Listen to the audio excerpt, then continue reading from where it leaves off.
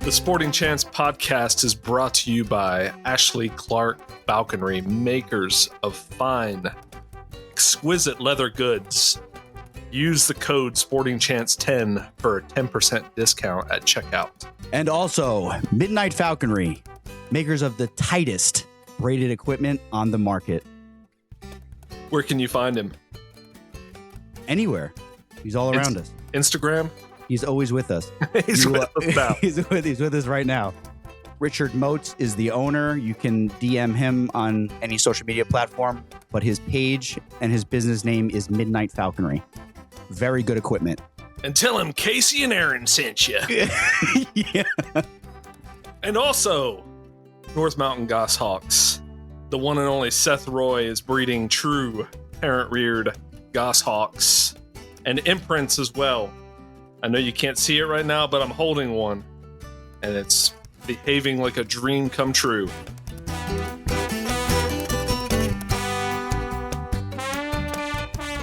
So, all right, Tony, we want to just give for the audience, just give everybody a little background of who you are, what you do, and all that kind of stuff.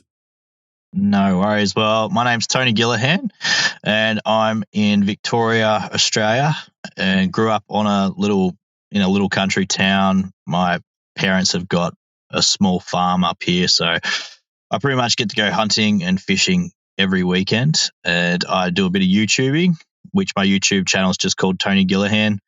You can pretty much type it any way you want, and you'll find it. And yeah, part of what I do is chasing foxes and feral cats, which is how Casey found me. Yeah, that's awesome. That's awesome. Okay, so looking at the map for those of us who aren't intimately familiar with Australia, you are down in the very far south, just north of Tasmania. Yeah. And so what's the climate like there? It's usually pretty cold. I don't have like an exact conversion for Fahrenheit, but it's like at the moment we're in winter, so some mornings like -5 Celsius. That's on the sort of extreme end, but at the moment it's probably like 10 degrees Celsius. 10 degrees Celsius, that's like 40 degrees. So wintertime in North Carolina. Wintertime in North Carolina is like what would that be in Celsius? That'd be like 50 degrees. No, that's about right. So I'd say wintertime, where in my area is about 30 to 50 degrees during the winter. And what's that in Celsius? So not too bad. Oh, in Celsius it's about the same. So 10 degrees Celsius is 50 degrees Fahrenheit. Ah, okay, got it. Yeah. Up where I am in the winter, it's what would that be in Celsius? It's like 10 degrees.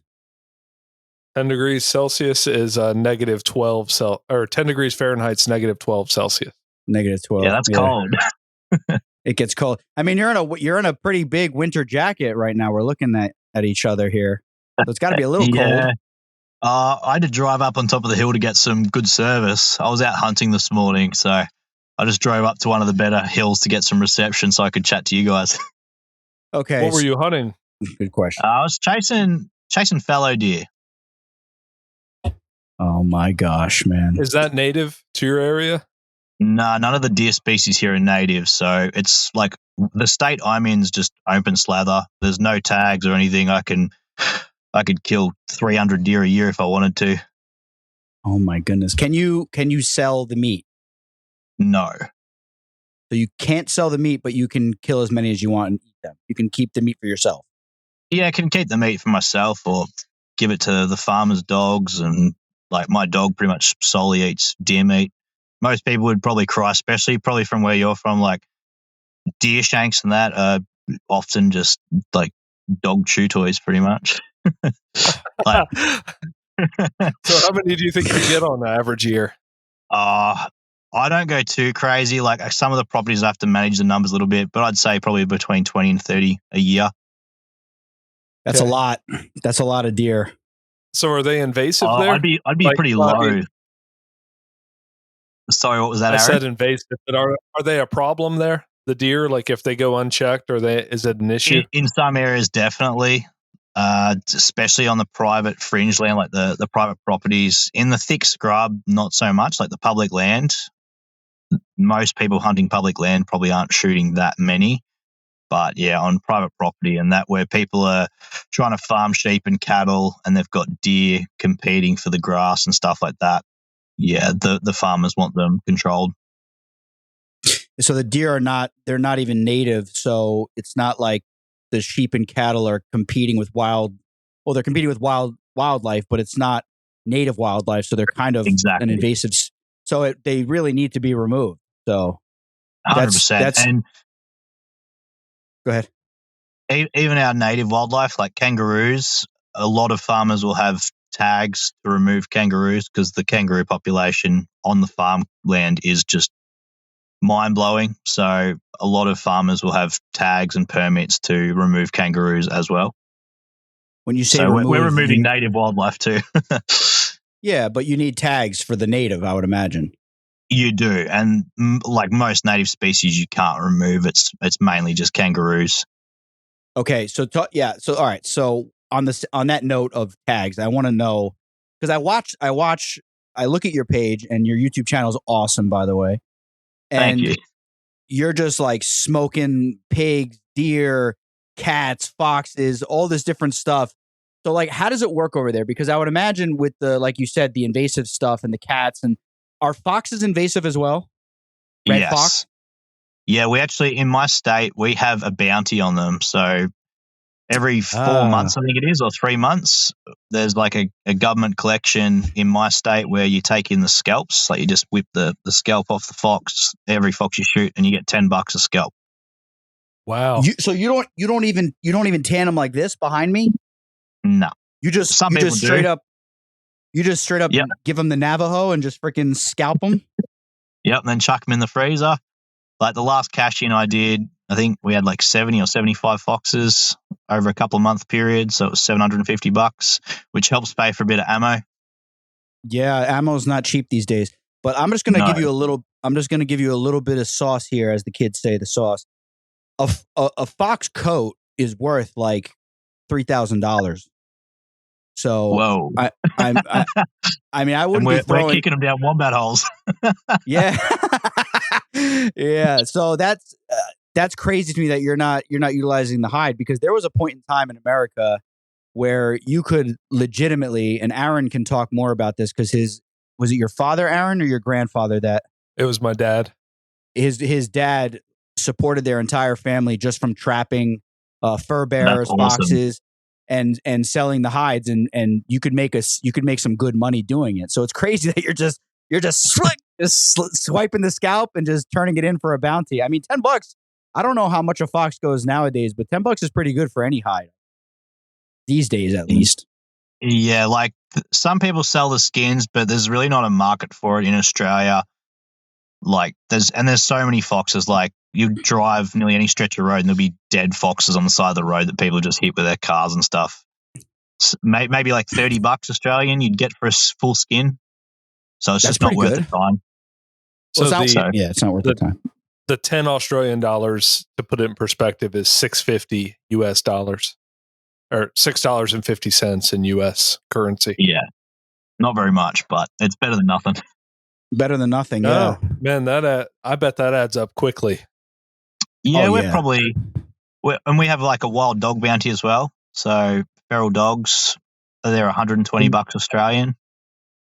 When you say that, is that dingoes or is that feral? Like, is that something? It kind of depends who you ask, but basically it's any dog that's not meant to be there, like on farmland. So they attack sheep and cause a heap of problems for farmers. So yeah, basically the state I'm in has $120 bounty on any wild dogs. How many of those do you get a year? You usually only get like 1 or 2 a year. But there's actually like government trappers that are just solely employed to trap wild dogs. So by the time the dogs actually get to the farmland, there's really not that many around. So I don't see that many. And yeah, the trappers have done a really good job over the last few years in cleaning up their numbers from where I am anyway. That's about $79 US dollars. That's good. keep a tight leash on your pet dog because somebody will see dollar signs if he's running around. I'm sure some farmers' dogs, like if their dog didn't work out or something, I'm sure some dogs have been cashed in. Are those wild dogs, are they packing up, and do they become an issue for like in terms of danger for people in rural areas? There are some people that swear black and blue that wild dogs are dangerous and will stalk them down and have stalked people and growled at them and whatnot. And I think in some cases they might be an issue, but I've never heard of anyone personally having a problem with them. And most people that are out in the bush around here have a rifle with them.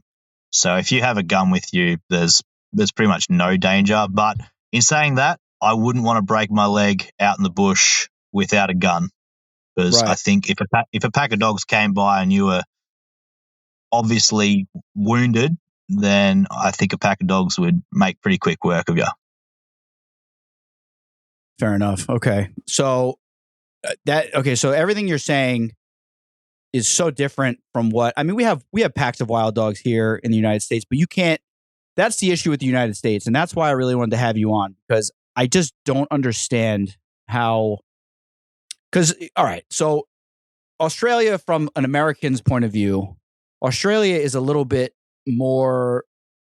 I don't want to say liberal, but like it's harder to get weapons there. It's harder to do certain things. Falconry is illegal there.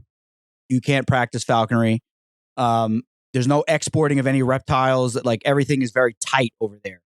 So, but the fact that the government will allow you to indiscriminately shoot wild dogs and cats is like, to a normal person, and I say normal meaning like somebody who respects the ecosystem, a feral cat is something that destroys the ecosystem and takes resources away from wild. So I think it's just completely ignorant and blasphemous that we can't, when I'm out with my dogs and my birds or my bow or my rifle, and I run into a feral cat that's just stalking native wildlife, like why can't I put a bullet in it? Or when my bird accidentally allegedly catches one, why do I have to let it go? You know what I mean? Otherwise I'll be thrown in prison for animal abuse and torture or whatever they'll try to get you on. It's just, it's crazy. Wild. It's crazy that the Australian government just allows you to do that. So can you talk us, I want to hear like what the permitting system is like. How does that work? You go down to like your gas station and buy a tag, or like, how does that work for hunting in Australia? So here there is no permits on, there's permits on one species of deer, which is hog deer, which you're only allowed to hunt over April. They're like a tiny little deer, sort of the size of a lamb. Okay. All other deer species in my state, there's no tags or anything. So you just pay for an online game license. It's like, I don't know, $100 a year or something like that. And then, like I said, it's pretty much open slather. There's public land, and if you've got access to private property, you can just go out and shoot as many as you want. In terms of foxes and feral cats and things like that, feral cats are not allowed to be shot on public land unless, I believe they change their name all the time. It's basically like our Department of Industries. I think they're called DECA now. But I think you can apply to be on part of the feral cat control program with them, and then you can hunt them on public land. But at the moment, feral cats are only allowed to be managed on private property. The government has their own control measures. They'll even they have baiting for cats on public land. But in terms of people going out and shooting them, it's more so, private property or farmland where you're actually legally allowed to control cats. Okay. How much of a problem at this point are feral cats in Australia? Massive. So I think they've caused over 10 or so extinctions currently. And I think there's like another 20 or 30 animals under threat due to feral cats. Like this is due to feral cats and foxes because they're very similar in terms of they've got no natural predators in the Australian environment. They're both, very cunning and good at killing our natives. So it's kind of throwing both of them in the same basket. But so even with the freedom to kill cats fairly easily, there's still a problem. Definitely. And it's like Casey was saying, like there's still some red tape here in regards to cats. Like a lot of states and areas, people aren't meant to let the cats roam outside their yards, like even their house cats. But I mean, if you drive down the street at night, you always see cats roaming around, and some of them have collars on, some of them don't. But, you know, they're still actively out killing native birds and things like that. So there's definitely still some red tape here. We can't just go out and shoot and kill every cat we see. But there is definitely a control program in place by the hunters and fishers and by the government itself. So they have control programs and whatnot. That's a little bit of a difference between there and here. Is our native prey have some defense against cat-like predators. You know, we have a small native cat called a bobcat. Yeah. We have raccoons and possums, and foxes are native here. So our prey base has some natural defenses against it. Now, that's not to say cats aren't a huge problem here, because they are. Feral cats do a lot of damage to wildlife in America.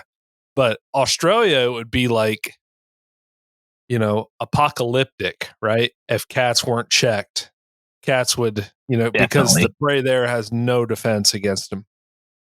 I'm just going off a couple of like email statistics and stuff like that, just from talking with people and online stats. But there's estimated to be about 5.6 million feral cats in Australia at the moment. So there's a hell of a lot of cats out there killing a hell of a lot of native animals. That's a lot of cats. I wonder, Aaron, are you looking it up right now? Are you doing what I'm doing, looking up how many are here? No. Okay. What's it say? I know I didn't look it up yet. I'd be curious to know, but I do know the statistics that feral cats kill throughout the United States. They kill something like 1.5 billion birds every year, just feral cats alone. And then it's like, you know, 2 point something or 3 billion when you add in the mammals that they kill, like the rabbits, the mice, the foxes, the rats and stuff like that. They cause a huge problem. I mean, I've seen them in front of my own eyes kill native cottontails right in front of my face, just casually. And it's just like, it's ridiculous because a house cat, so if they don't catch anything and they don't even eat it sometimes, they can still survive because they have people feeding them. So this is a problem. And I don't know if you're aware of this. And it's for those that are listening in the United States, it's not everybody kind of knows this, but for someone like you, it might be interesting to hear. I'll go to a hunting field and I'll cut my dogs loose, let my bird go, and we start working the cover to try to find rabbits, and we won't flush a single thing the entire day. And then I'll come around a turn or around a bush or something, and there'll be like 30 like cat boxes with hay and water and food. And it's just like these brain dead people that are like, they feel bad for the cats and put food and water and shelter out for them. So not only can they decimate the population of wildlife in the area, then they don't even have to worry about eating it. They could just kill it, and they can't help themselves but kill it. And then they get to have resources at their disposal to just continue doing it. And then they breed. And then it's a perpetual. And then God forbid I freaking go in there with an Uzi and freaking. I'm going to jail, dude. I'm going to jail. Like, I'm literally going to go to jail. I'm going to be on the news as a cat abuser. It's just mind blowing to me that in the United States we can't at least have the opportunity to remove a cat that is feral in a state, wildlife hunting situation. But so now, a question for you: when you said that you see cats roaming at night when you're driving and they have collars on, can you shoot cats? Like, if you're on a property, you have permission, and a friggin' cat with a little collar walks by, you can put a hole in it, no problem? It would depend on the scenario and the situation. Like, in terms of if I had access on that property and I was part of the managing the pests, and I knew that the farmer didn't have any cats on there, technically I probably could, but in saying that, I've never shot a cat with a collar on it, and I've seen them with collars, but it's just kind of not the done thing because you got to stay in the good books with all the farmers. So if you shoot old Joe's cat or whatever, and he might be the neighboring farmer, and he finds out, he's probably not going to be real happy about it. So it's just trying to keep in the good books with everyone, but also managing those ones without collars. And most of the farmers around here are pretty good. Like if they've got a pet cat or a cat that's, living in their hay shed, keeping control of the mice and rat numbers or whatever, they're going to put collars on it because they're thinking it's probably got less likely chance of getting shot. But basically, any cat that hasn't got a collar that's on private property that's not meant to be there, it's copping a bullet.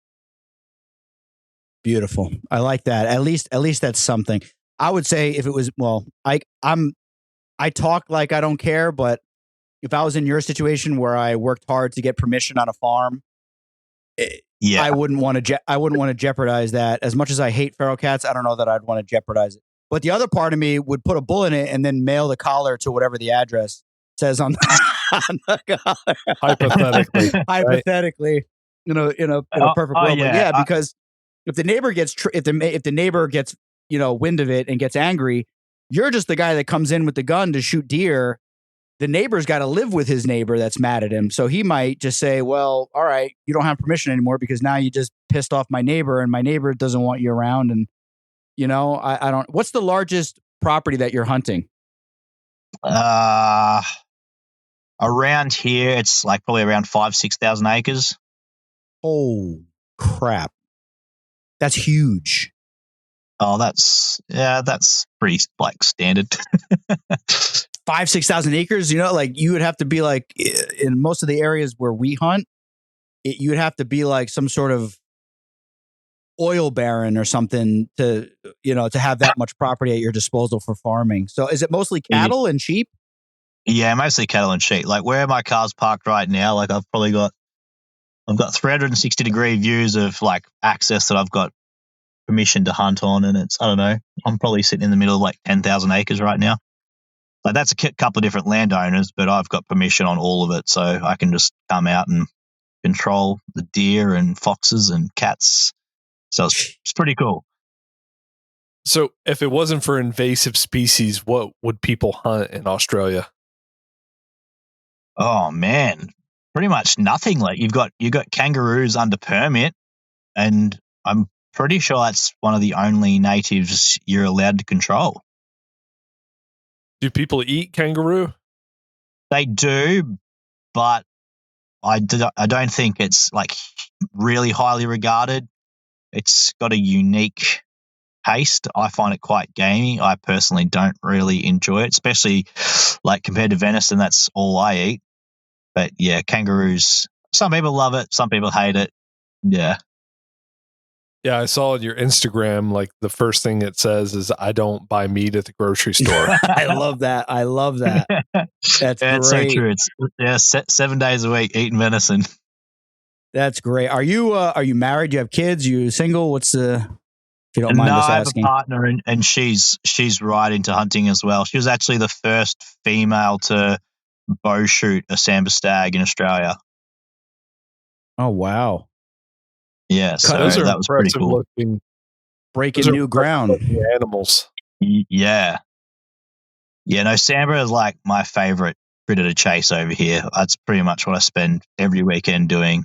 Like I look for fallow deer as well, but as soon as I see sambar, I'm kind of like, oh, forget about the fallow deer. Sambar get me more excited. What tastes the best to you? Most people would say fallow, but I prefer sambar just for the efficiency on yield of meat. Like a sambar's like around 250 kilos. So what's that, like 500, 570 pounds, something like that.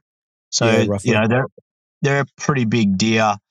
So, and because we eat so much of it and like we mince it up, like I just prefer sambar because it's just easier to get a lot of volume of meat from.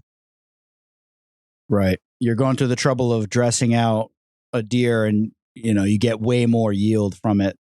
Exactly. But in saying that, and it'll probably blow a lot of your listeners' minds, but fallow deer are perfect for the dogs. Like fallow deer leg, just whip those suckers off and chuck it to the dogs. It's like the perfect size snack for them. So what kind of dogs do you have? I hunt with a German Wirehair pointer, and I've got quite a few mates with German Wirehair pointers, and then my parents, they've got a Border Collie working dog on their farm. Okay. And I mean, I noticed that you do some pig stuff too as well. A little bit. There's a couple of properties I get to like once or twice a year that have pigs on them. So I try and, get into the pigs when I can. But where I am at the moment, there's not many pigs around here. Like in all this property that I've got access to at the minute, I've never seen a pig on here. Okay. Do you eat the pig too? I have eaten wild pig before, and it's actually pretty good. Yeah, that's what I hear. I've never had wild pig, but I heard it's delicious and very good. I heard there's a lot of parasites in wild pig. Oh, come on. Give me a break. Give me a break. It's propaganda.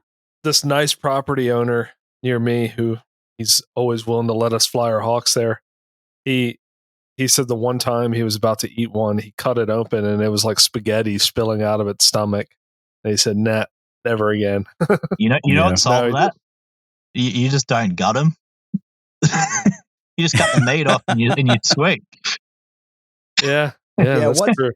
What's that's a good point that you bring up. What's your method of because that's a thing that I as a kid getting into bow hunting for white-tailed deer here in the States, I was always taught, to gut it, and then you gut it completely and then you string it up, or you can take one side of the deer off, then flip it, and then take the other side of the deer off and quarter it out. But there is a method called the gutless method, right? Where you don't gut it. You just, how do you do it? Is that how you do it? Yeah. So, and keep in mind, Aussie hunters are probably very lax when it comes to meat and, removing as much as they can, like probably compared to you guys. But I usually rip the back straps out, and then I'll cut the back legs off for myself, and I'll bone them out either on the spot or later. And then the front legs usually go to the dogs because they've got a big bullet hole through them. But that's it. Right. Most people aren't worrying about all the other bits of meat on the deer, just because if you like, it's hard because most people here don't like wasting anything. But at the same time, when you're controlling so many numbers of animals, it also gets to the point of just efficiency and, getting the most bang for your buck, and then moving on and trying to shoot another one kind of thing. Literally, with those rounds you're shooting. What are you shooting, by the way? 7mm Rem mag and 300 PRC. And then for the cats and foxes, it's nearly all 223. Okay, and are they suppressed? Are you allowed to have suppressors? I wish. Yeah, no suppressors, unfortunately. Yeah, because you're going to assassinate people with the suppressor, right? That's what they say in America. Yeah, I think that's what they think in Australia too. But yeah, it's so stupid. I have a question. Going back, we should have asked this earlier, but do you keep track of how many foxes and feral cats you kill every year? I don't, but my brother does. He has what he calls a kill count. If anyone heard him talk about that, they'd think he's a serial killer or something. But he literally has like on his Samsung notes on his phone, has a tally of everything he shot for the year. Good for him. That's what we do. What would you estimate you've done, and do you know what he does? I think foxes, he's already up to like maybe 90 this year. Oh my goodness. Cats, he's probably at about 10. But he's right into his pest control. Like he does a hell of a lot of pest control. Like we have a lot of farms close to home, like 15 minutes from home, that, he goes out and he's right into his fox shooting and feral cats and stuff like that, rabbits. But yeah, I think last year it was probably like 600-700 rabbits he shot. Yeah. Are rabbits invasive as well? Yeah. But for my numbers, yeah, I'm more into the deer and getting venison. I do a bit of pest control work, but definitely not as much as my brother. I'd say, yeah, probably like 20, 30 deer a year, maybe 20, 30 foxes a year. And then, probably around 5 cats a year. Now, I have a brother, right? And my brother hunts, and there's always a little bit of sibling rivalries. Who's the better hunter, you or your brother? He's the better pest controller because he's a lot more committed than I am, because I'm an early bird and he's a night owl. So I'm up at like 4 or 5 a.m. every morning. He's up until midnight most nights looking for pests.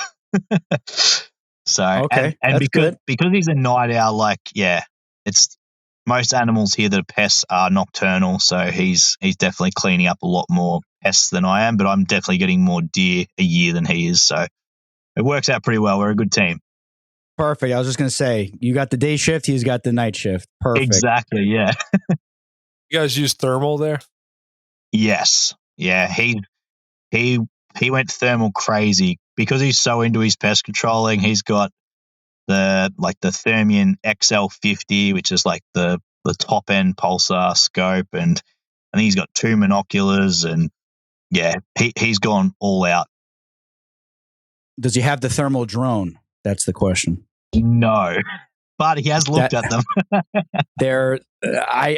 Me and Aaron were actually together at one of our we have a sponsor of the show, and he owns he's an owner of a large distributor. It's akin to Cabela's or Bass Pro Shop, if you've ever heard of any of them. Yeah, but he owns a company that's similar to that. They actually move more product than those companies, believe it or not, which is insane. And he sponsors the program.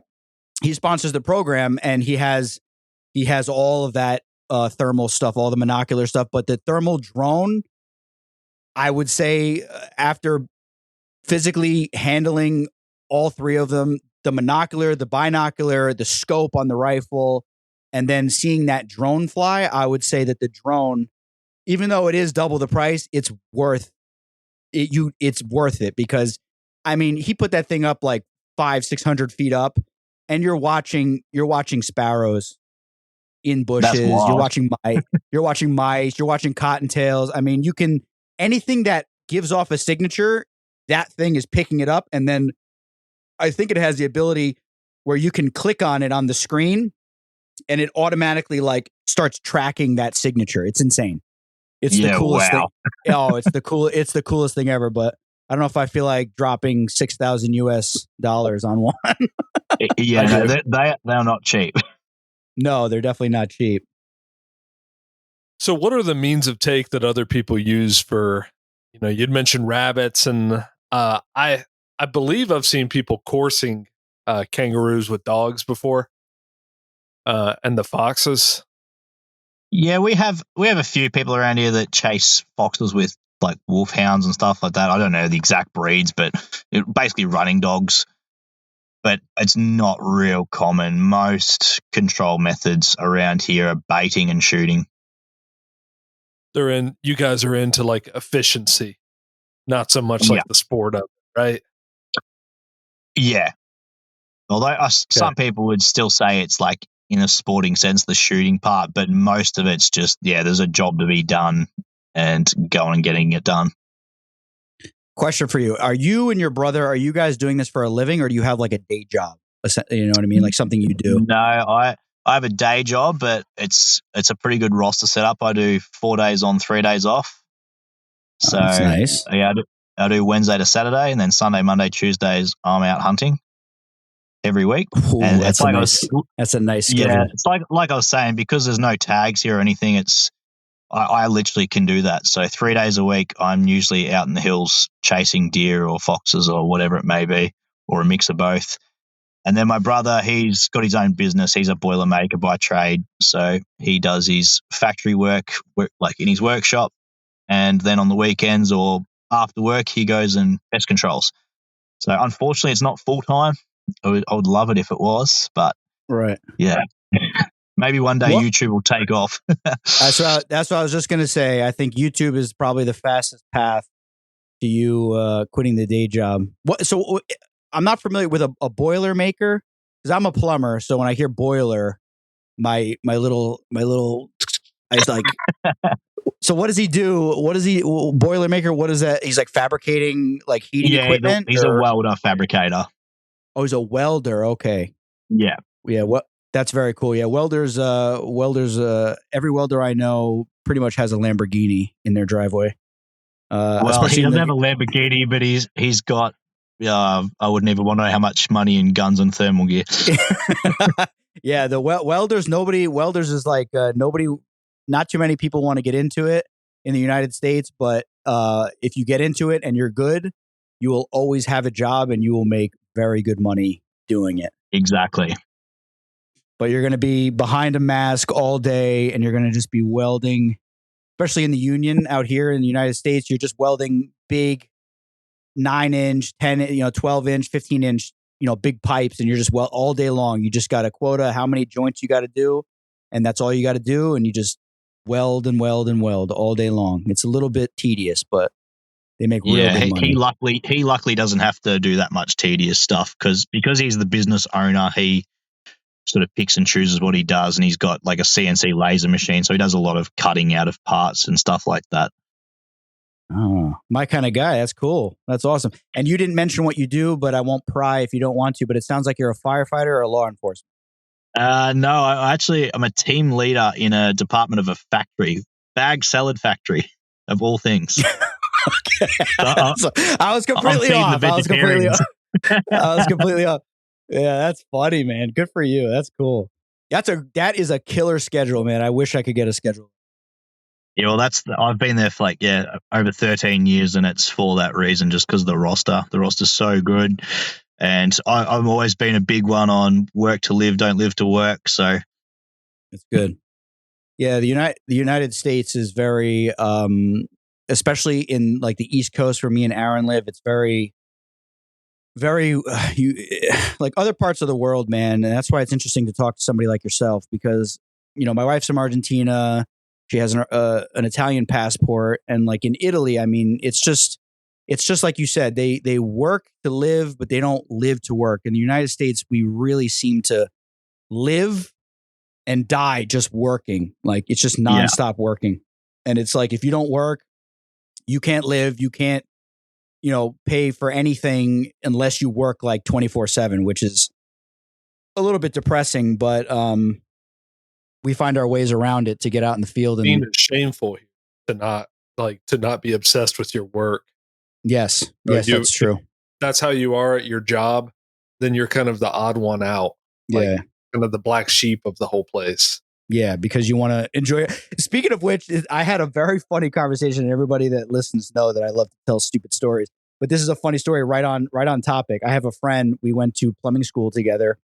We both got our master plumber's licenses in the same class, and he has his own business. I have my own business, and we were talking the other day. This guy, I mean, he's getting home at 8, 9 o'clock at night every night of the week, and he's working Saturdays. And I'm like, dude, you got to, you know what I mean? You got to take it easy. And he's always harassing me. Oh, you're out in the you got to get home to play with your birds. You got to get home to kill things. He's always like mocking me.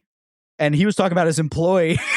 He was talking about his employee, and his employee wanted a day off. He wanted to go on vacation, not day off. He wanted to go on like a 5-day vacation. And he was telling him, he's talking to me about it, telling me the story, and he's like, yeah. So the guy comes to me and he says, hey, listen, man, I got a vacation with my family. So I says to him, listen, man, we got jobs that got to get done. I can't lose you for 5 days. That's ridiculous. And then he says to me, he goes, you know what the kid says to me? He says, come on, man, I just want to live my life. Can you believe that? He just wants to live his life. Fucking loser. That's what he said to me on the phone. I said, dude, give the freaking guy a day off, man. He's trying to give him a week off. He's trying to go to the beach with his family. He's like, fuck that. He's not going to the beach. We got jobs to do, man. We got money to make. But that's how it is in the United States, and especially where I live. Just go all the time. No relaxation. On a less lighthearted. Go ahead, Tony. I'm sorry. I think of a lot of employers would love that attitude here because I feel like Aussie's the complete opposite. Yeah. More laid Yeah. back. Oh Yeah, yeah. you guys would hate it if a random American came and worked at your factory. Everybody'd be like, "We got to kill this guy" or something. This guy is too productive. He just all he wants to do is work all day. He doesn't even live. He doesn't do anything. On a less lighthearted note, I was talking to a friend of mine today, and he had an issue a couple years back, and it came back, and now he has double vision if he tries to open up both eyes. So now he's having to do anything he's doing with one eye closed, and he's about to get an eye patch for it. And he told me today, he was like, "This is why I retired when I could, because you never know Yeah. when that Yeah. day's going to come that, something like that completely could derail your life." Man, that's just, and I'm sure you're the same way, Tony. It's just like you see people that don't have a passion like we do, right? For being in the outdoors, for hunting, for feeding our family with what we harvest. And it's like, I just look at these people and I go, like, what do you like when you retire? Like, some of these people, they don't do anything. They just sit around. Like, I know exactly if I could retire tomorrow, I know exactly what I'm doing the next day and the next day and the next day until I drop dead.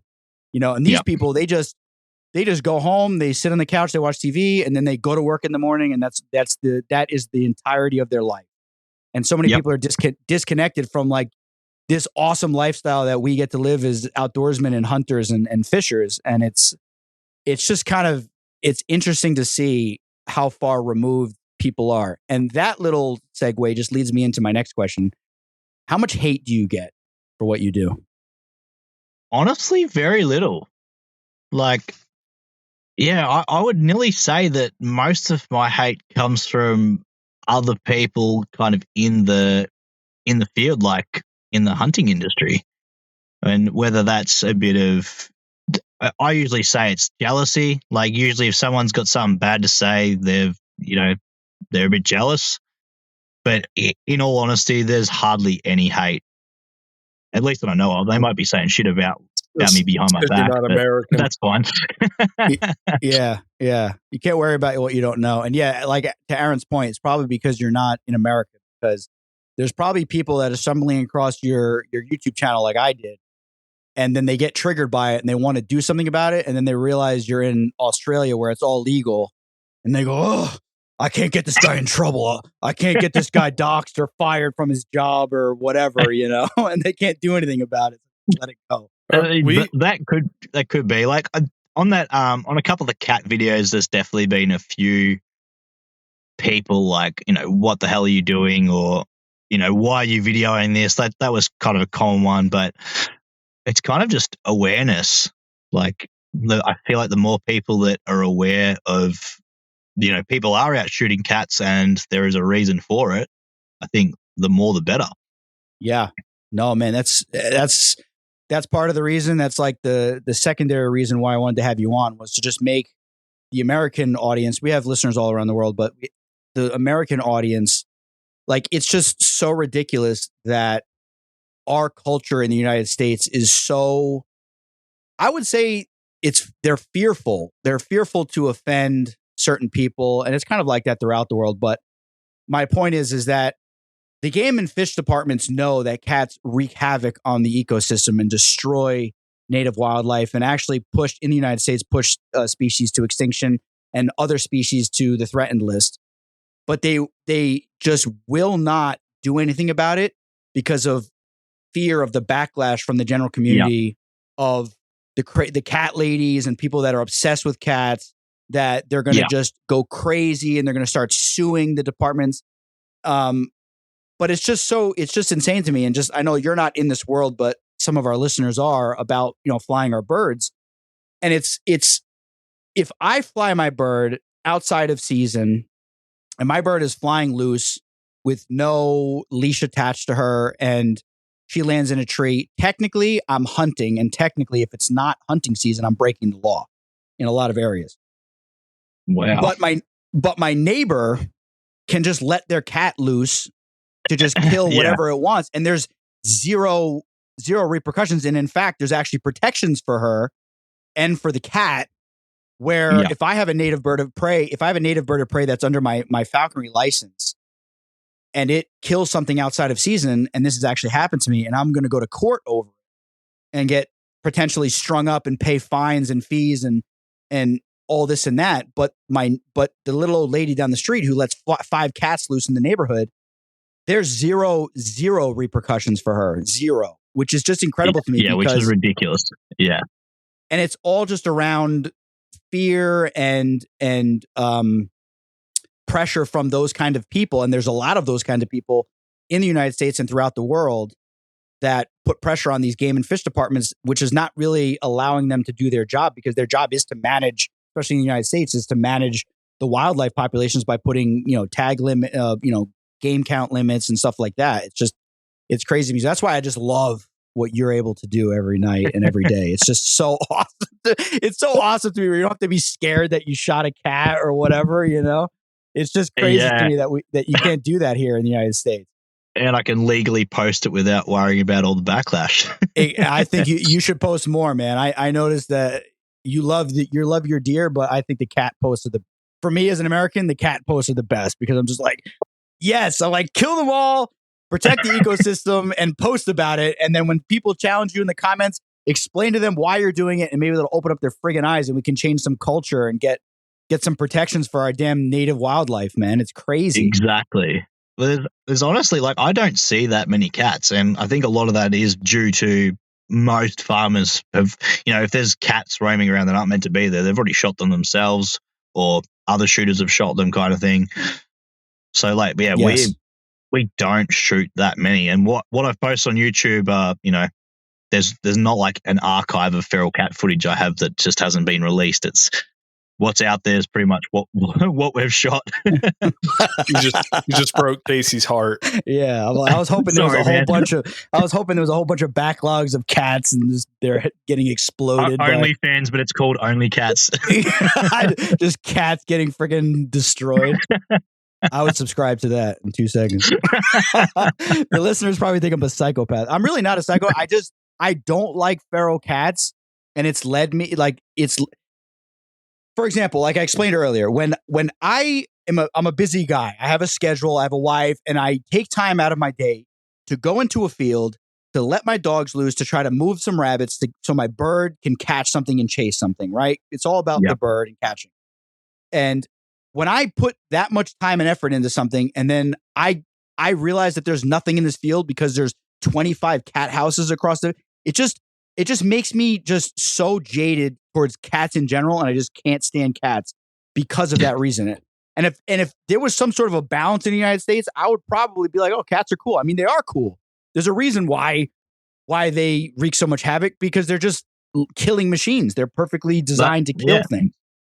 They are killing machines. We have a saying over here. I don't know whether it's the same over there, but it's the only good cat here is a dead one. That's a saying. That's a saying over here too, just in certain circles. Fair play. Oh yeah, man. So I wanted to ask you a little bit more about, like, did you mentioned that you grew up kind of like in the rural part of Australia and farming and stuff like that. Was your dad a hunter? How did that work? Can you talk us through that? He was more so into pest controlling. So same thing, shooting foxes and cats, rabbits. He was never really into deer hunting. That was just something like growing up, my brother and I, we, sort of had always had guns and stuff as kids, like just target shooting and shooting pests and whatnot. But through all the shooting magazines and stuff, and you start seeing these bigger animals that people are shooting, and you're like, I kind of want to get into deer shooting. And that's pretty much just, where it started. And luckily, due to where we grew up, like we had a lot of pest control access already, just because a lot of the farmers knew we were right into shooting foxes. So the sheep farmers happily let us shoot foxes on their properties. And then that led to shooting deer on their properties. And it sort of just went from there. Aaron just he thought it'd be funny to go in the other room and pick up his filthy cat that lives but at least it lives in the house, and hold it up for the camera for us to see. It's insane to me, but anyway. I love cats. Cats are great, but they belong in the house. That's right. I don't even think that, to be honest. They don't. I don't think they some even, cats are kind of cool, but yeah, it's definitely not cool what they do when they're outside being killing machines. yeah. The only cat that I think is cool is there's a specific breed that my brother-in-law was showing me, and it's like double the size. It's like a little smaller than a bobcat, but bigger than a house cat. It has tufted ears and it has this crazy pattern on it, and that's like the only cat that I was like, wow, that thing is. That's a pretty cool. sick. That's a cool house cat. That's a cool cat. I wouldn't mind. That's a cool cat. I wouldn't mind having that around, hanging out in my house. But till it grabs me by my throat while I'm sleeping, or freaking kills my child, man. I don't know. I don't trust cats. So that's cool. So you grew up in that kind of an area, and you currently live in that kind of an area, I would imagine, in that more rural area. I live in a pretty small town, like where my work and that is. But yeah, then like the family farm's only an hour away, basically. So as soon as I finish work on Saturday, I'm up the farm, and then I'm up here for 3 days a week. And what do you sleep in your rig, or you have somewhere you stay, or you drive back and forth every day? I stay at my parents have a house on the farm, so I just stay in a room there, and yeah, it's kind of good. It's like two birds, one stone. Like I get to visit mum and dad, and catch up with them, and then go shooting. That's fun. That's the life right there. And you bring your partner with you when you do that? Yeah. So she comes with you. She's all into it. She's not giving you a hard time, because that's a big problem for us. She's into it, but she's definitely I think she struggles with my obsession with deer shooting a little bit. So I think some weekends she probably just wants to chill at home, but I'm like, no, it's 4:30 in the morning. We've got to go shooting. I love that. Hey, listen, at least she'll get up and go with you. I mean, a lot of in the falconry community, the divorce rate is I think it's like Navy SEALs and then falconers and then everybody else in terms of the divorce rate, because it's very high for some reason. Yeah, and credit to my partner. She has fear of missing out. She's hates missing out. So occasionally she's like slept in, and I've gone hunting, and I've like sent her Snapchats of the sunrise and stuff, and she's just like, "Oh, I should have come out." That's good. That's good. You got to use you got to play 3D chess and just like subtly manipulate her to make her feel. That's right. Play the mind games. Yeah. You're like, listen, do you want us to be famous on Instagram, on YouTube, or not? Like, you're gonna have to be supportive, help me grow this thing. Exactly. Yeah. Yeah, that's awesome, man. She's the one that's going to get the views and the clicks. Oh yeah, it's not us, man. Yeah. I've tried with some creative thumbnails and stuff, but I don't know. YouTube's hard, man. No, yeah, Instagram is where I mean, TikTok, I like got almost 100,000 in like 6 months or something. And TikTok was like a joke. But they're super restrictive. Like if you made a TikTok tomorrow, you'd probably on some list somewhere. I made a couple of TikToks and they didn't instantly like what I posted. So I just haven't even been on there forever. So I pretty much, I just use Instagram a little bit, which is mainly to try and get people to my YouTube, but it's mainly just YouTube. Right. The pros call it a funnel. You want to funnel them to the YouTube channel. Yeah, it's a very good word. Yeah. No, that's great. Yeah, YouTube is, like you said, YouTube is hard, man. I put a lot of effort into trying to make cool videos for YouTube, and like I get like 700 views on like a 15-minute video that took me a week to edit and finally post it, and I get nothing. And then Instagram, I'll post like a 10-second video, and I get 10,000 or 20,000 views on it, or some of them go up to them. I have one video of a squirrel jumping from the top of a tree and my goshawk chasing it to the ground, and then me like trying to catch the squirrel and falling.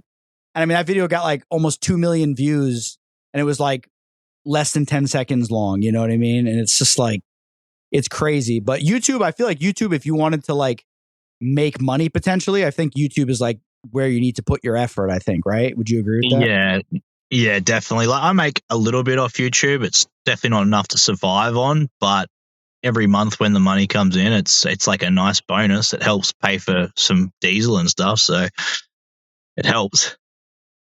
Oh yeah. So yeah, if those are listening, go look up Tony Gillahan on YouTube and give him some support because his page is super cool and he's doing a lot of good work removing invasive species there. I have a couple more things, unless Aaron, you have something you wanted to ask. I've got a couple questions, and I do want to steer this in one direction towards the end. I have a question that I want to ask. Okay. But what, you're focused on hunting the stuff that's very local to you. Do you have any aspirations to travel and hunt something else? I recently just did a month in New Zealand this year. So traveled. Okay. I've been over New Zealand. That was my, I think, 4th or 5th time over there. And yeah, took the missus over there this year, and we did a month just basically hunting nearly every day, which was awesome. So yeah, I've got a huge soft spot for New Zealand, chasing the Himalayan Tahr over there. Yeah, I saw that on your Instagram. That's a hard animal to hunt from what I was about to ask if that's native to New Zealand, and then I thought Himalayan, probably not. No, they're not native. It's kind of, they're very similar to over here, like no tags or anything. You can just go hell for leather. So how did this stuff get there? Did people introduce them as, on game farms or something? I'm honestly not sure why tahr were introduced, but I'm glad they were, because I don't know if you can hunt them anywhere else in the world. Yeah, I'm looking at a picture of them now. They're beautiful. I think in Spain, rams or big goats. Yeah, they're big. They're big, cool. Yeah, they're big, gnarly looking awesome goats.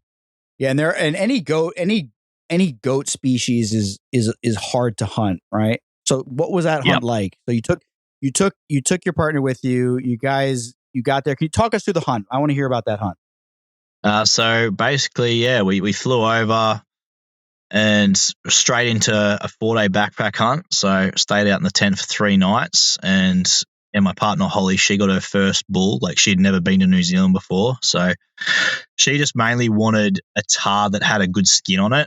She just wanted to get like a floor rug done. So found a nice bull for that. She took that, and yeah, then we just were walking around for 3 days looking for a bull that I wanted, but just didn't find anything old enough. I was really after something old, and most of the ones we were seeing like around that 5-6 years old, and I sort of wanted something sort of 7 or 8 plus. So yeah, come out of the backpack hunt, then we just did a little bit of touristy stuff, and then we chop it into another spot. And yeah, that was an 8-day hunt. And yeah, on the second day, I got about a 10-year-old bull. So I was over the moon. Yeah.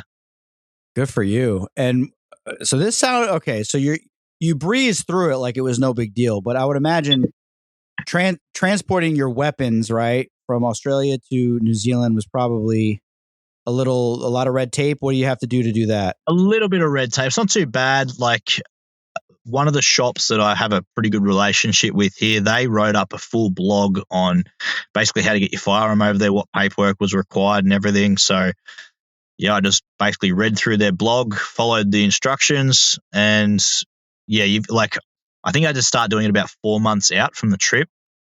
So I had to book flights and everything 4 months in advance, and then get all the paperwork squared away. But it wasn't too bad, like, considering I've been over there a few times and taken a gun over there before, but my mate basically did everything for me. So it was my first time really, really taking care of it myself, and it wasn't too bad. Okay. And then, man, there's so much we can get into here, because this kind of stuff gets me excited, because I haven't really traveled that much to do any kind of, hunting. I mean, I've gone out, like the Midwest to hunt whitetails when I was younger with a bow and stuff like that. But when you say you were choppered in somewhere, how do you set that up? Like, did you have a guide, an outfitter for this hunt? Nah, this is all self-guided, but there's helicopter companies everywhere in New Zealand that basically just cater for hunters. So they're just flying hunting parties in nearly every day to different spots and huts. There's heaps of public land huts over in New Zealand, so you can just chopper into a hut that's vacant and you can stay in the hut. So the hut we stayed in, it had like a solar panel and everything. So it had lights, had a fireplace in there. So it was pretty luxury. Is there a video of that on your YouTube? Because I would like to watch that. Yeah, it's like a 30-40 minute video on there. It's one of the more recent ones, but yeah, you'll find it. I think you'll think it's pretty cool. Yeah, it sounds like a trip and a half to do that. And you brought your girlfriend with you, and that makes it a lot more fun, man. That's so cool. Now, I ask we had a couple other YouTubers on the show, and I asked them the same question. Are you like, would you have gone on that hunt if you didn't have a YouTube channel and you didn't, like, you know what I mean? Like, I'm not asking it in like a malicious way. I'm just asking, like, are you curtailing? Yeah, no, that's fair. Are you curtailing your hunts and certain things you're doing because you know there's content there to be? And I'm the same way, because I do certain things. I do certain things, you know, because I know the camera's going to catch it. It's going to be interesting to see later or to put on my page or whatever. So is that the same for you? No, because I was doing basically what I'm doing now before I had YouTube. So good. In terms of like out every weekend on these local farms, like looking for deer and whatnot, and even my first trip to New Zealand, I hadn't really done much YouTube stuff. I'd done a little bit and I videoed a little bit, but yeah, YouTube really wasn't in my mind for the hunt. And even now, sometimes I wish YouTube probably was more in my mind, because I probably miss some good footage and stuff because I'm too active on the hunt myself. Like mentally, I'm not really thinking about the cameras and stuff. I'm sort of in the zone, but I just try and capture what I can. And yeah, I think sometimes it shows in some of the videos, because a lot of the time I just don't get the footage that, you know, a lot of people have like that fake B-roll where they're like, they reset up the shot and everything. It's not in real time. Right. I don't do any of that. Good for you. No, I like that, because some of these pages, it's like, it's just ridiculous. It's not even about the hunt. It's about getting the shot. Not the shot with your weapon, the shot with the camera. And that's like literally, like, I watch whitetail guys, you know, like since I was a kid on Outdoor Channel and stuff like that. And like the guy has a buck standing right in front of him, a massive giant whitetail. And you can hear the guy whispering, "Is it in frame? Can I shoot? Can I shoot? Can I shoot?" I'm like, bro, just shoot the thing. Like, why you like, this is so annoying. Like, you care more about getting the camera angle than you do taking that giant buck. Like, I would kill to have a buck like that standing 25 yards from the bottom of my stand, man. You know what I mean? So that's cool that you do that. And that's the same. That's the same for me. And I completely agree with you, because I've been flying birds since I was 14 years old, and I didn't have a phone. I had a flip phone. I didn't film anything really. I didn't care. And then part of me is like, imagine if I had a camera, you know, when I was 15 years old, and, you know, jumping over fences, and my bird's doing these crazy things, catching stuff, and my dog is down a hole. Like, there's so many cool, cool memories as, you know, when you're younger, that you're like, wow, if I could go back in time, a camera for some of those experiences, man, we get some views. Definitely. Yeah. I think that's probably why I like videoing now so much, is just to try and inspire other people to get out there and do it. Because like, I lead this, you know, pretty awesome life of working not that much and hunting a lot. And it's just trying to, you know, motivate other people to get out there. And, you know, I wouldn't get to see most of the things I see if I wasn't out there hunting. So yeah. So that leads me to my question. What are some particularly crazy things that you have seen? We love to ask people that. Yes, great question. Crazy things. I'll give you a for instance. So we had our last guest. This episode hasn't aired. It'll air this coming Monday. She was out hunting, and she's from West Virginia, which you probably don't know. West Virginia is known for having, it's where I was born, actually. It's known for having inbreds. That's basically. I love that you threw in that you were born there first. But he's not inbred. He's not inbred. Maybe not. I don't know. I haven't done the DNA. So yeah, the reason I say that is because that's like my free pass to say what I want about West Virginia. But she was saying that I asked her if she's ever run into any inbreds while she's out hunting, which is a joke. I mean, there's not really inbreds out there. Not really. Not these two, at least. They're there. She had. she said that there were some. Do you know what crystal meth is? The drug meth. You guys have it there. Okay. Yeah. She said there were some meth heads that she was out hunting and she didn't see them, and these meth heads came up and they started like creeping up on her, and she didn't see them. And then we talk about home. Yeah, me and Casey run into homeless people all the time in the places we hunt. And, he was just sharing a story about watching a rabbit run 8 feet up a tree, which is very strange. So, along those lines, what kind of weird stuff do you see out there? I don't have anything that crazy. Yeah, like we don't have any homeless people or meth heads running around these hills. There was one time I was out hunting and I was with a mate and we were like sitting looking over this face, and we'd been there for, I don't know, an hour or two. And then suddenly we see this red thing and we're like, what the hell is that? And we're like watching through the binos and we're like, just trying to work out what this thing is. And it walks out into the open. It's this little old lady just walking along the side of the hill in this red jumper in the middle of nowhere. And it turns out we were actually hunting near like this. I don't know it's like wasn't like a Buddhist retreat. It was some type of retreat. But yeah, so this old lady was just out on a bushwalk and we were out looking for deer and just watching her across the face. She was on a walkabout. Yeah, but it was just very middle of nowhere, so we weren't really expecting to see that. Another crazy thing would probably be seeing a feral cat making it. It might have made it like 30 meters after being shot with a 50 cal. Oh my god! Which there is a video on YouTube. So I'm gonna look that up and get excited about it. Yeah, so my brother's got a Desert Tech 50 BMG, and we were actually fox whistling because he wanted to shoot a fox with the 50 cal, and then we see this feral cat, and he shoots the feral cat, and it turns out that 750 grain AMAXs aren't very good at opening up on little game. Right. So this cat ran up into it'd been hit pretty hard, but the bullet went straight through it and it ran up into this log. And because my brother is so hell bent on pest controlling, and he wanted to see this cat, so we had to go back up to the property the next day with chainsaws to cut this cat out of the tree that it ran up into. Oh man, wow! He follows through, man. My kind of guy. That's cool.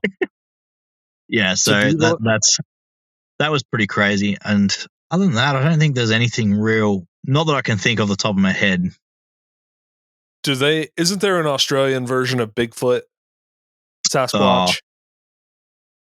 Apparently. But yeah, so I don't think so. There's meant to be panthers over here as well, but I'm yet to see any proof of that. There's always those blurry photos that have been taken on a potato, and people are like, look, it's proof there's a panther. We see game cam pictures of panthers, and it's always, you can tell it's just a feral cat. Yeah. That happens to look big.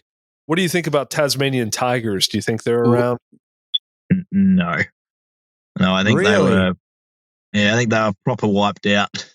You think so? Really? I mean, I watched some of these videos like Forrest Galante and stuff, and I mean, they make a convincing argument that they're still out there somewhere. Yeah, I mean, I hope they are.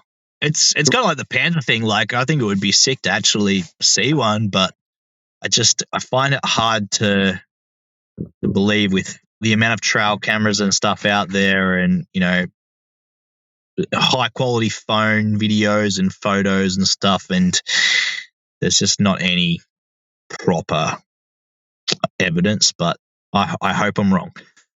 Yeah, I hope. Yeah, I'm the exact same way. I hope they're out there, but all the footage that I've seen in recent months and maybe a year, it all just looks like a fox with mange.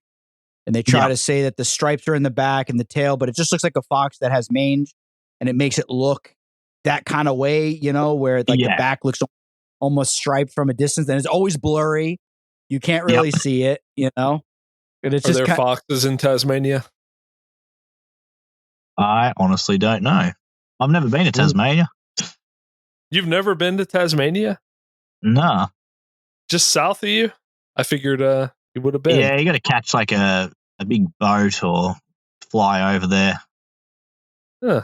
because it's not part of the mainland. So I know why you it's probably kind of- haven't been there. You probably can't hunt there. you can hunt fallow deer there, but they've got quite a few restrictions on that. So I've been invited to go over there. A bloke has some property over there. Who's invited me to hunt over there. So maybe one day I'll get over there and chase fallow deer. But I'm not a YouTuber, right? And I don't know anything about YouTube, but I would think, I think a thumbnail like, Tasmanian hunt. With Did the we see- Tasmanian devil on it. Did we see a Tasmanian tiger? Question mark, question mark. People would be like, "What?" Oh, they click on it, you get crazy views, and then you just shoot a Maybe you just shoot a deer, and that's it. yeah, then they'll be mad I clickbaited them. Yeah. I mean, we talked about deer, we talked about cats, foxes, all this stuff, guns, thermals. I'm not the biggest fisherman, but you seem to do quite a bit of fishing. We don't have to get very much in detail, but I did notice on your Instagram that you caught like a giant shark on the surf. Yeah. How'd Yeah, that we're go right down? into our land-based shark fishing here. Are you using a drone to bring it out? I've seen guys use drones, or Kayak. you're just yes or no? I'm just using a kayak. So you're taking the line and you're kayaking it all the way out, dropping the line, and then kayaking back. Yeah. Dude, that sounds that sounds terrifying. I don't like sharks. I call it character building. It's just I don't know. It's quite the experience. Like you just you're out there in the open ocean in a little kayak, dropping a big stinky either stingray or piece of eel. Yeah. Like there's been times where I've been like kayaking back to shore, and the boys on the sand have hooked up to a shark, so the shark's like somewhere underneath the kayak. Bro, that literally gives me goosebumps. I have like I don't know if it's it's probably a phobia, to be honest. I don't like sharks. Like when I go to the beach, I don't go past my knees. I just, you know what I mean? I'm like, so to think like, and I've been out in the ocean in kayaks, and every single second that I'm out there, I'm just thinking like, I'm going to see the face of a great white, like just coming up out of the water to just kill me. So how did that work? So you dropped the line and then you went back to shore. Was that your shark you caught, or somebody else caught it? Nah, someone else had caught that. But yeah, like there's been a couple of times where I've paddled out, dropped my bait, and come back to shore, and then that same rod's literally gone off. So I've just been like, oh, I must have dropped that bait right on its head. Jeez. But it's a good mix up from hunting for me, because like naturally things slow down over the summer months here. Like the deer aren't doing as much. There's usually not as many ruddy deer. A lot of them are cast. So apart from doing the odd meat run when it's real warm weather, it's just going out on the beach and paddling some baits, or like I've got mates with drones as well. So sometimes we will drone baits, but it's nothing like getting out there on a kayak and trying to chase some sharks. And it's the same thing, like I said before, just for awareness. So it's pretty cool. Like there's been so many times where we've brought sharks up to the beach and we tag them for the fisheries over here. So you get to bring a shark up onto the beach, tag it, and then if there's bystanders and that, they get to come over and see the shark up close and touch its skin and whatnot, because like their skin's like sandpaper. Most people don't get to experience that. So I don't know, I just think it's cool, like being able to. It's like one of those things that involves a lot of people and they don't actually have to be doing it themselves. So I think that's pretty cool. Yeah. Did you ever see great whites? Pardon? Did you ever see great white sharks? I have had a couple of mates catch them, like unintentionally. You're not allowed to, legally, you're not allowed to target them. But yeah, sometimes they're bycatch, and yeah, they've been real quick to try and get them back out into the water ASAP, just because they're not a very hardy shark. So once the water's knocked down through their gills, they don't like it. So they're sort of, get the hook out as quick as they can and get them back out. Because the last thing you want's, dead shark washing up on the beach. But the bronze whalers that we target, they're super tough, and we still try and keep them in the water as much as we can, but they're real hardy. I've never heard of a bronzy, being caught and then washing up dead. They're just real tough, and they're the ones we're trying to tag for fisheries. That's cool. So does the fishery give you tags, or do you have somebody from the fishery with you? No, fisheries sends us tags, and then we'll tag any sharks, and say if someone recaptures that shark with that tag, then they'll get sent the information from the first tag. So where it was caught and its measurements and stuff like that. So I haven't had one of my sharks recaptured yet, but when it happens, I'm looking forward to it, just so I can compare the sizes and how far it's traveled and stuff like that. That is very just cool information. Yeah, very very cool. And a lot of our, so we're in the bird world here, and we do falconry is a unique sport where we're actually allowed in the United States to trap wild birds of prey and use them for falconry. But what a lot of falconers do, I wouldn't say a lot, but a good majority of falconers that are that trap, meaning we trap birds of prey as they're migrating, we put bands on their legs, and we can get a license to be banders, similar to what you do. And it is cool because you'll hear crazy stories of like you'll band a bird in like upstate New York, and then it gets like hit by a car or something like that in like, Texas or like some crazy place, and you get to see online. Wild. It's gone hundreds of miles, thousands of miles, and you can see how they travel. So that is pretty cool. But I don't like sharks, so I just don't like sharks, man. It's just something that's like you have no I think it's because you have no control over it.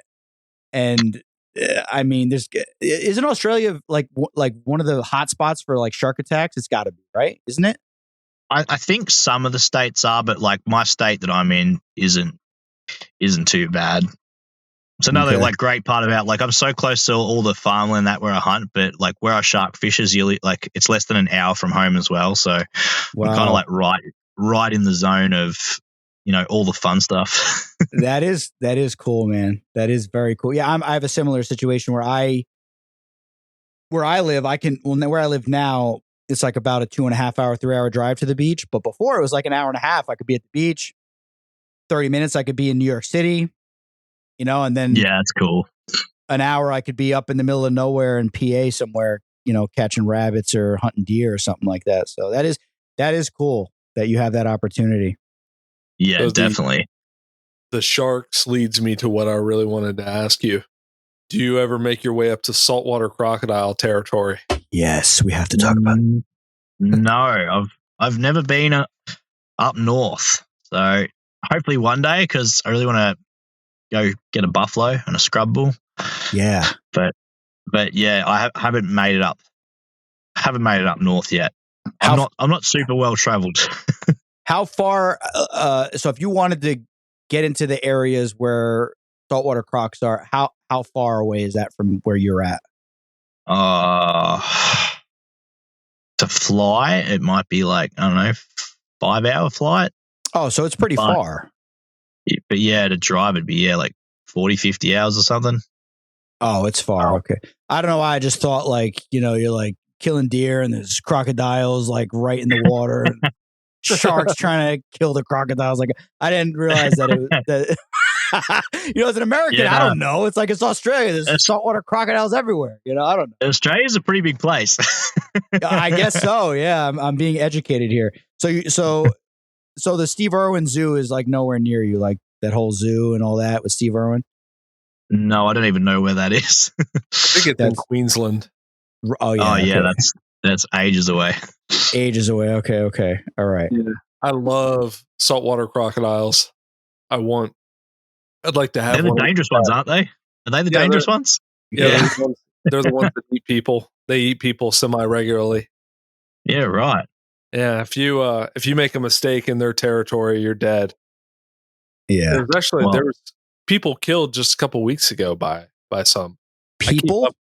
There's a page I keep up with on Facebook, and this is a pretty sad story. A father and his like 2 or 3 kids and his wife, they were hiking up that way, and they were hiking near a spot that was like kind of high off the water, and the bank gave way, Oh my God. and he fell down into the water, and his wife was trying to grab him, and she was getting pulled down too.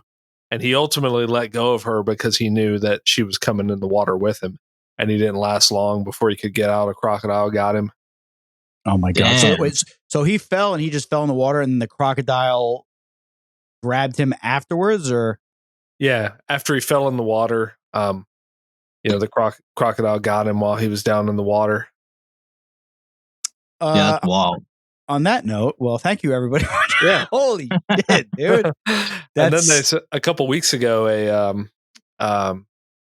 what's the Aboriginal girl?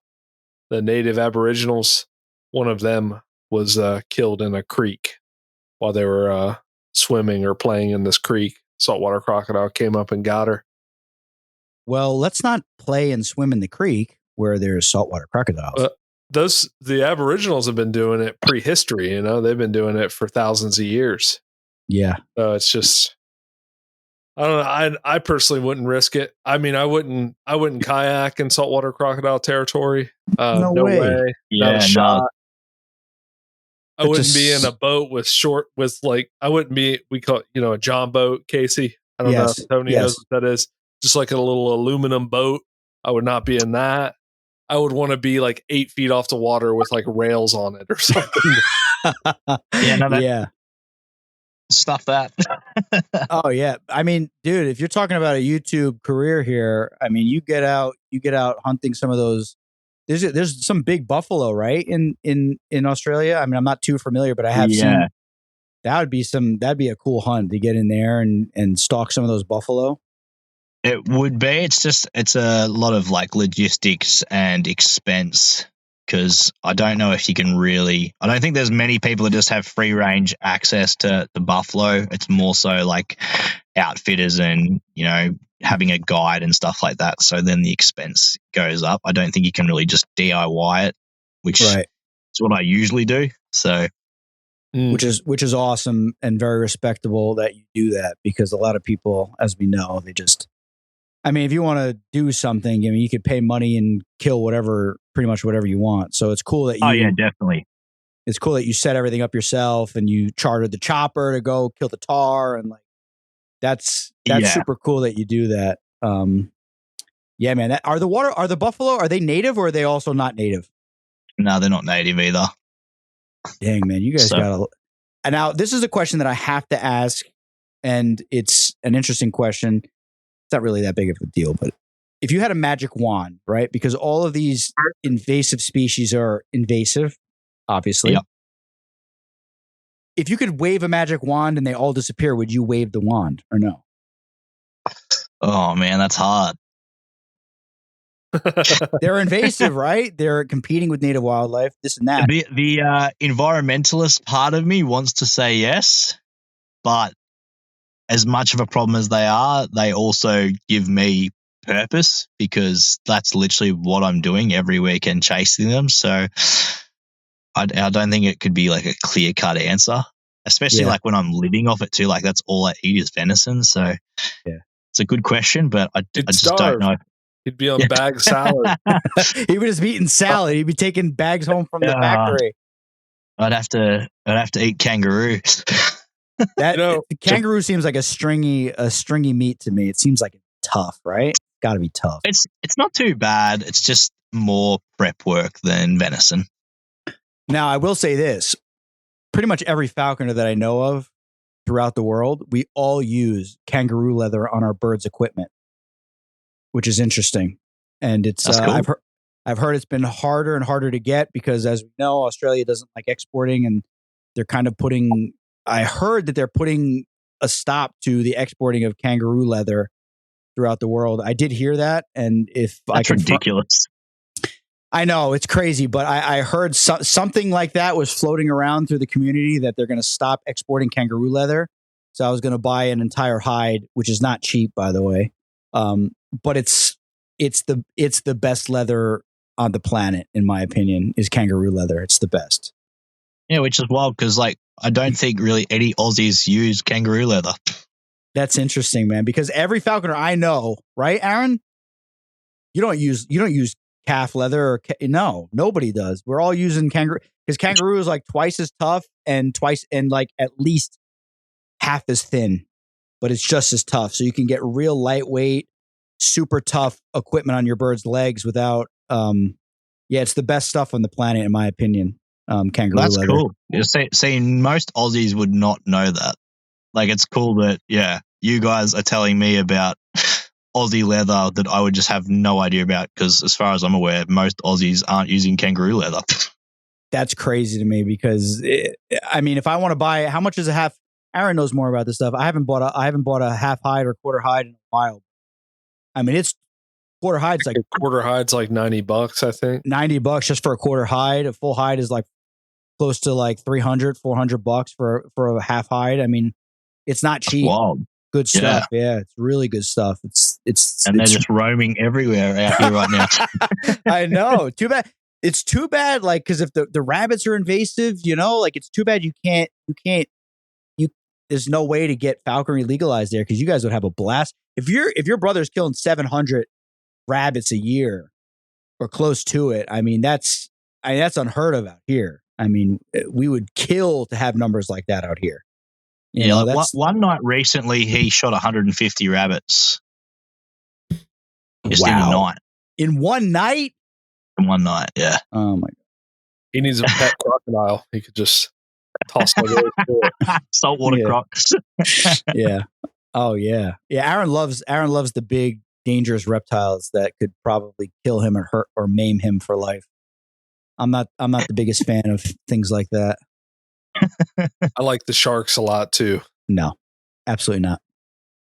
Well, that's cool. When you come over, you'll come shark fishing then. Oh yeah, I think. We got the invite. Yeah, do we have an invite? Do we have an invite or not, man? Go. Oh, yeah, always. All right, good. And vice versa. If you ever want to come to the States, man, and fly some birds, kill some whitetail, I think it'd be cool if you killed some. Do you bow hunt at all or no? It's all rifle. I do. I used to bow hunt a bit, but because my partner's right into bow hunting, her being into bow hunting like made me re-hate bow hunting. Right. Like, I've always had like a love-hate with bow hunting, but then because we spent so many months like with her bow hunting trying to get a sambar stag with a bow, and like we got it done, but it just really made me not love bow hunting. Like I love it, but I hate it at the same time. Why is that, if I don't mind me asking? It's because I started off rifle hunting, and that's it was just always my bread and butter. And then I went to bow hunting for a bit of a challenge, and because at the time not many people had done it. Like I was probably one of the first people that had videoed themselves shooting a sambar with the bow. It was pretty much just not heard of when I did it. Like there was a couple of guys that had done it, but it just wasn't something that many people had done. And even to this day, most Aussies don't really bow hunt.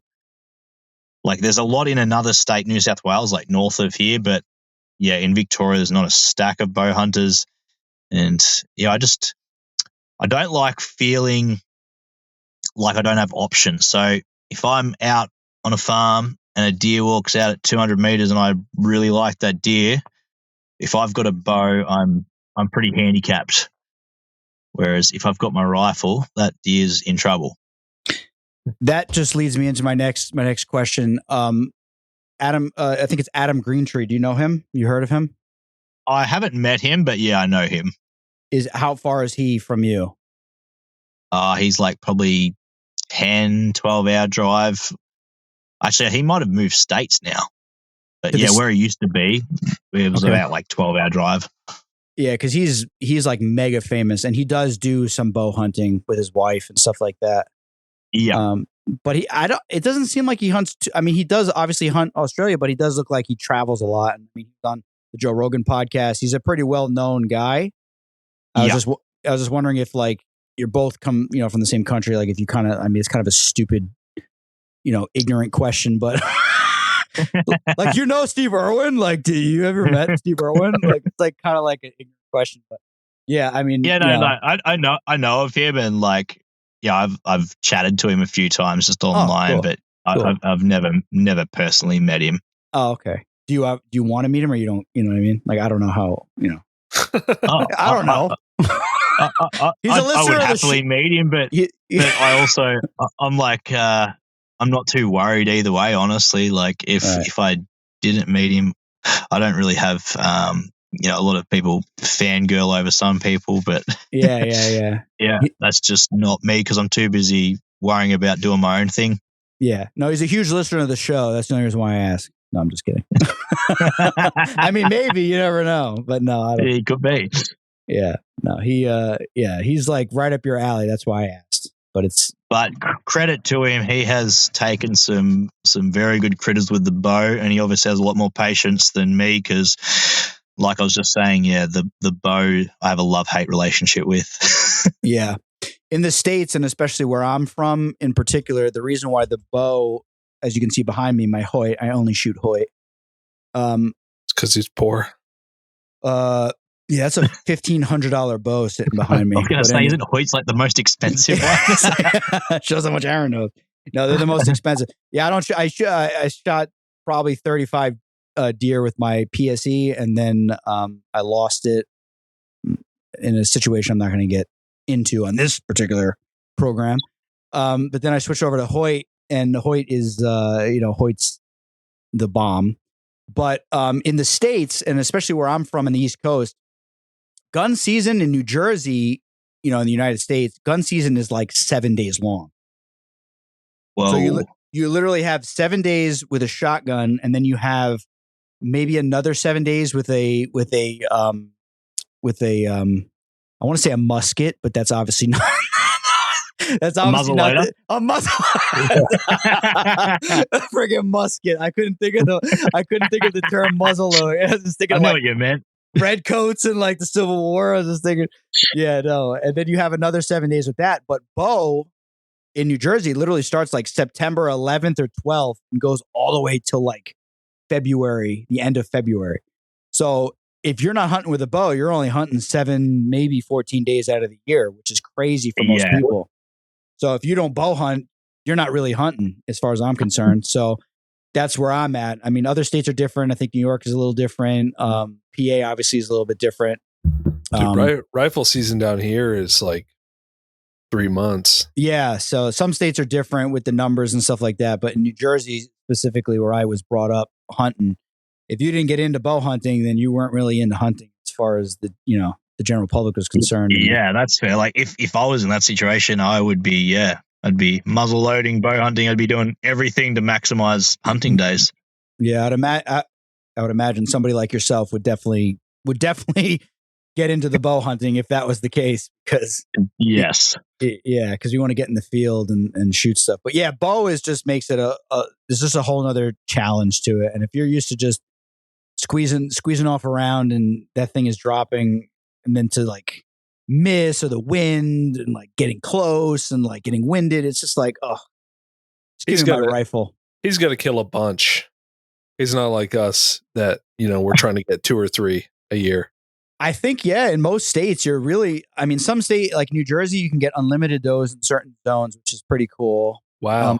But you're literally only allowed 1 buck in the early season and maybe 1 buck in another season, but you have to pick what zone. Like when it's permit bow season, you have to pick what zone you want to shoot that buck in, and that's the only zone you can shoot a buck in, and that's it for the whole season. Wild. You have to choose wisely where you want to kill that second buck of the year, if you even get a second buck. So it's pretty cool that it's cool that you get the opportunity to just like whatever you want. Yeah. That's nice. Okay, so now this is a random question, but it just crossed my mind. Do you notice a difference in the taste of the meat in terms of the season that you're shooting them? It's a great question. What are you laughing about? It's a great question. I just never thought of that. It is a great question, but and I'll be speaking about a lot of Aussies, not all of them, because there'll be some that disagree, but I would say most Aussies, myself included, if we shoot a rutty buck or stag, it's getting given to the dogs. We won't even touch it. If it's covered in piss, that's dog meat. And it's literally not worth our time, because same thing, you could probably make it taste amazing with the right time and effort and preparation put into it. But for myself and most people, it's just not worth it when we could shoot that one, give that to the dogs, keep the antlers, and then go shoot a nice hind or something that's going to be way tastier. So what's your antler collection like? You bring up a great point. Great question. It's pretty good. I've got a fair few mounts in the house, and then we've got a wall in the shed that's got quite a few antlers on there. But over the last, I would say, probably 5 or 6 years, I've been very fussy on shooting stags and bucks. There's quite a bit of management process behind what I'm shooting. So the last few years, like I think last year I only shot 2 Sambar stags. Both of them were 29-inch stags, so they were, quite long stags. Like basically our benchmark, our main goal is like a 30-inch Sambar, which is, they're just not very common, but that's like sort of everyone's goal. Okay. Anything sort of 28 inches plus is starting to be a proper one. So I shot 2 29 inches last year, but they were the only 2 stags I shot. All the rest were just hinds for meat, basically. Good question. Now I have another question because I'm an ignorant American. So we have elk here in the United States, and then a lot of other countries, they have red stag. I know in Argentina, where my wife is from, there's outfitters out there that have red stag. I don't think they're native from there. In Spain, I have a good friend of mine that has an outfitting company in Spain, and there's red stag there. Do you have red stag there? And because you're killing things that look like a red stag. I don't know if they're a red stag or not. Is that what it is or no? You're probably thinking about the Sambar that I'm shooting, but I have shot a red stag. I shot one in New Zealand, but we do have them in Australia. Okay. But they're not really in the area I'm at the moment. But the property where I sometimes shoot the pigs and stuff, they've got red stags there in New South Wales. So, and one of my mates, he shot a really good red stag there. I think it was last year, the year before. So there are some good ones around, like good free range ones, but few and far between. I mean, just like for me, like, and you're in the hunting community, I'm in the hunting community, but I'm an American. If you want to go kill a big red stag with an outfitter, I mean, you're talking like $15,000, like minimum, to go on one of those hunts. And you're basically you're essentially saying that you could just go to you could take a little drive to the farm with the pigs on it and possibly kill a decent red stag on that farm, which is just crazy to me. Yeah, that it's hard though, because I think a lot of Americans would probably, the way they think of red stags and what actual red stags are very different because of the New Zealand, like the New Zealand red stags have kind of, they've probably pulled the wool over a lot of people's eyes in terms of what's actually a real red stag. Because most of the ones you see on Instagram and that aren't real red stags. They're basically fed a heap of grain and have been purchased and bred up purely to be shot. Right. So the ones that look like they have tree trunks on their heads, most Aussies laugh when they see that because they're not real red stags. It doesn't even look like a a tree.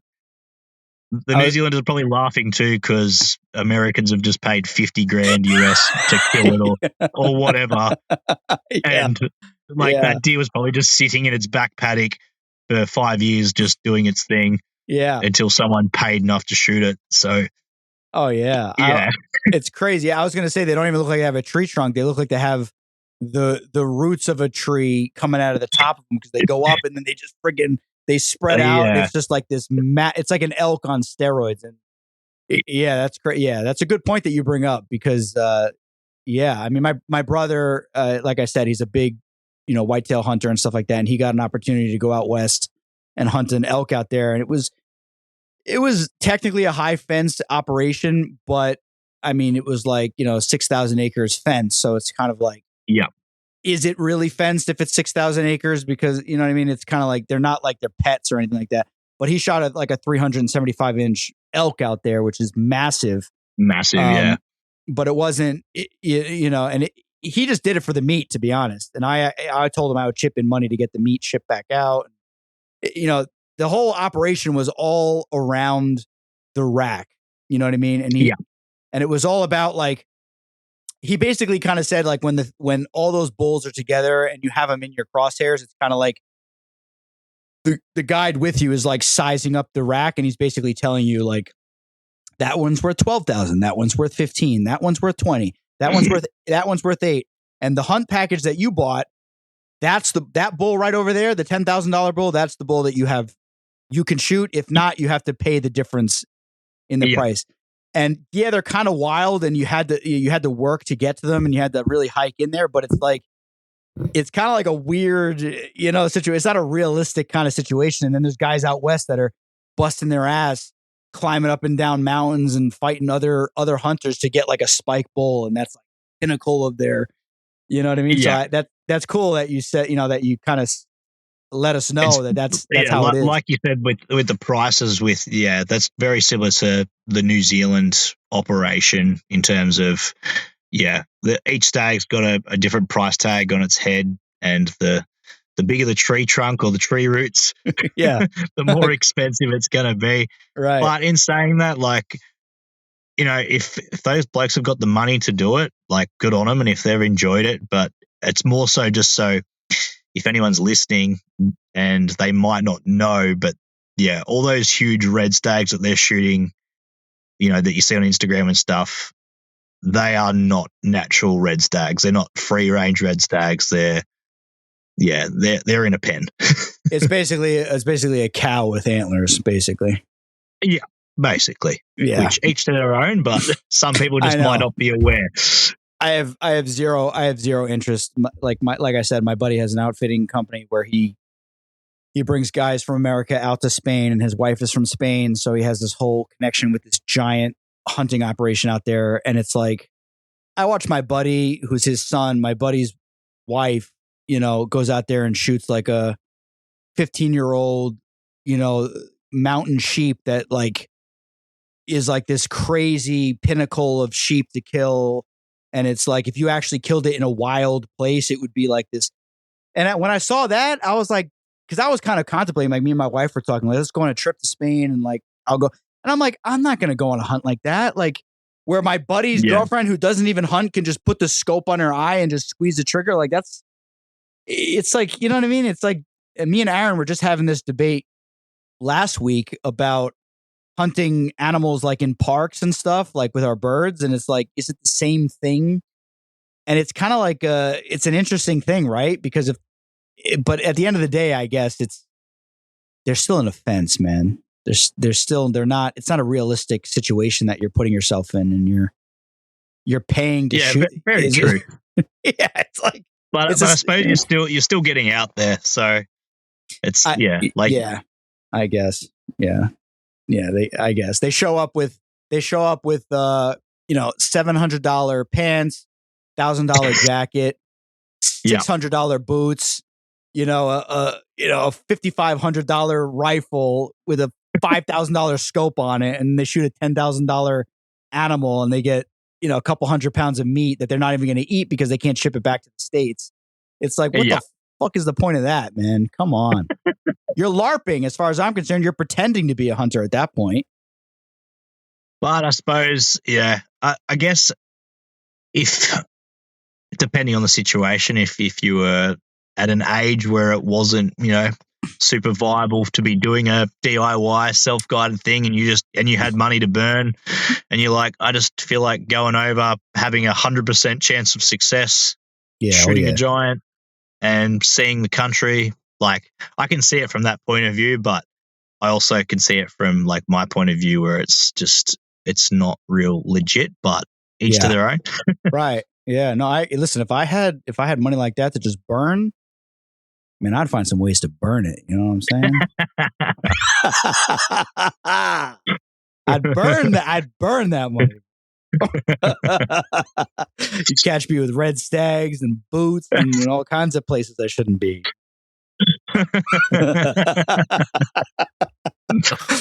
Man, I think we covered a lot on this episode. Aaron, you got anything else, or we want to wrap this thing up? No, I think I'm good. I appreciate your time, Tony. I'm sorry I was a little late getting things started. Yeah. No, it's all good, man. Thanks heaps for having me.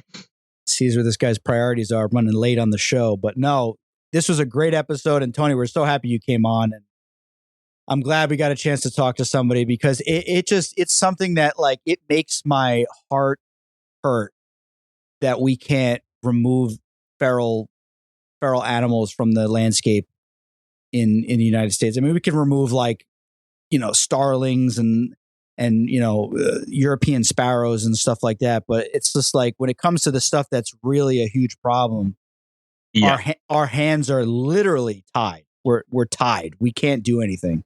Otherwise, we risk. Well, I hope it changes one day. I think that I'm not saying that this podcast is going to do anything, but I think that the more people like us start talking about it, and guys like you, where you have the legal permission and legal right to remove them, and we talk about it on podcasts that are based in countries where you're not allowed to. I think when the listeners listen, and maybe we can possibly force the game commission's hands in these countries to make a difference, because it's really a huge problem. So I'm just super happy that you were able to come on and talk to us about your awesome life that you get to live, man. It sounds like you're living the dream out there. Yeah, that's exactly what I'm trying to do. I don't think you're trying, man. I think you're doing it, and I'm really happy. We just really appreciate your time, man. Thanks for coming on. And just before you head out, just tell everybody where they can find you, because your YouTube channel is awesome and your Instagram page is great. So just give the listeners a little info where they can find you and support you. Yeah. So YouTube and Instagram is just Tony Gillahan, TonyGillahan, and you'll find everything. Perfect. Go like and subscribe all his stuff, because it's a lot of fun to watch. And I wish we could do the same thing in the United States, but